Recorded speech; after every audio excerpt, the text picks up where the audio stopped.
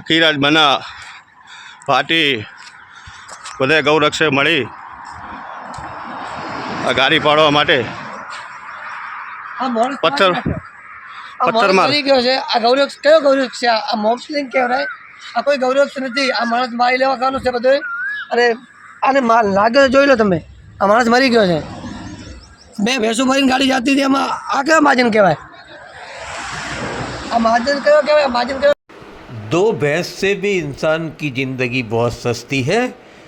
आज सुबह में बनासकांठा जिला के दियोदर तालुका के लाखेणी गांव से मिस्री खान बलोच नाम के मुस्लिम व्यक्ति अपनी गाड़ी के अंदर दो भैंस लेकर जा रहे थे। उसमें जो अपनी जात को बड़े बहादुर समझते हैं ऐसे गौरक्षकों ने हमला किया और उनको जान से मार दिया। इम्तियाज पठान को सुनिए क्या क्या। सलाम दोस्तों, नमस्कार। हूँ इम्तियाज पठान। आज दियोदर तालुकाना लाखणी गामे वहेली सवारे एक मिस्री खान युवकनी हत्या करवामां आवी।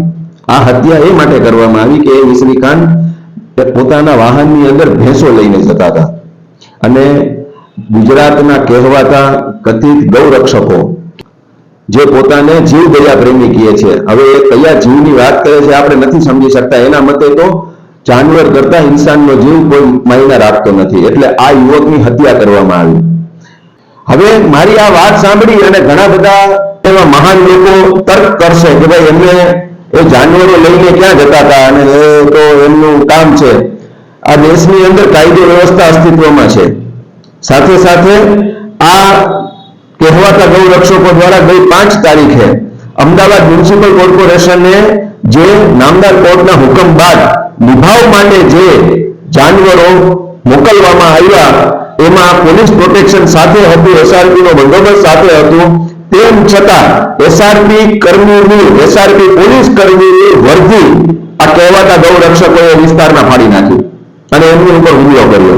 જો પોલીસને પણ આ ન ગણકારતા હોય, આટલી હિંમત આ લોકોમાં આવે છે ક્યાંથી?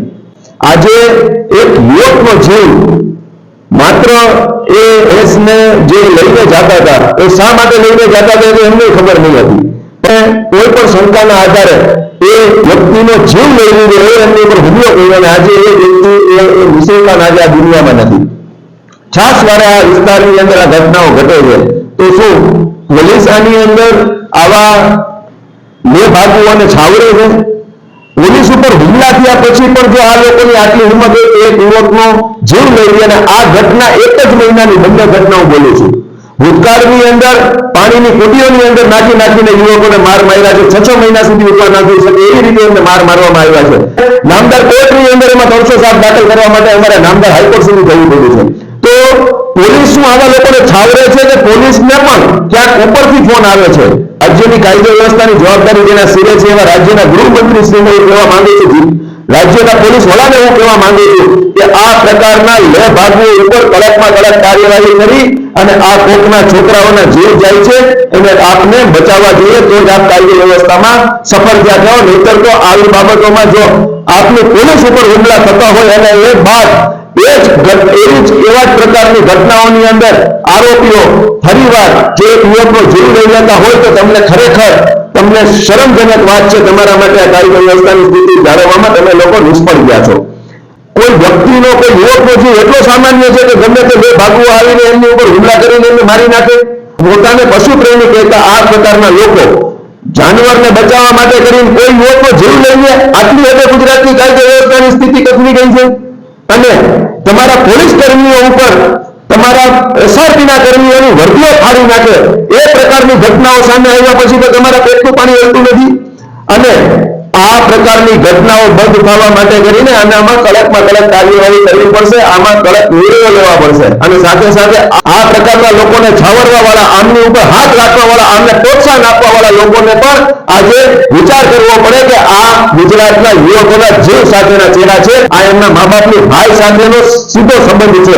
એટલે આ પ્રકારની કોઈ પણ હરકત કરનાર કોઈ પણ હોય એમની ઉપર કડક કાર્યવાહી થવી જોઈએ, અન્યથા ન છૂટકે મુસ્લિમ સમાજને આ મામલે આંદોલનના માર્ગો અપનાવવા પડશે, આ મામલે થતા યોગ્ય પ્રયત્નો કરવા પડશે। આ જ વાત સાથે આપના ભાઈઓ સલામ।